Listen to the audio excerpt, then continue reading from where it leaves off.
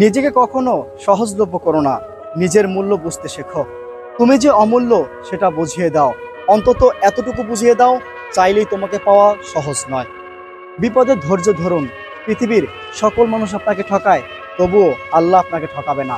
আল্লাহ আপনার সঠিক প্রতিফল তিনি দেবেন। তিনি মহান, তিনি সর্বশক্তিমান। তুমি ভালো না খারাপ সেটা কখনো প্রমাণ করতে যেও না। তুমি নিজের কাছে সবসময় সৎ থাকো, তাহলেই হবে। শুধু অপেক্ষা করো, সময় একদিন সব কিছুর ঠিক উত্তর দিয়ে দেবে। অন্যের দোষ না খুঁজে নিজের দোষটা যদি সবাই আগে খুঁজতো, তাহলে অর্ধেক সমস্যার সমাধান হয়ে যেত।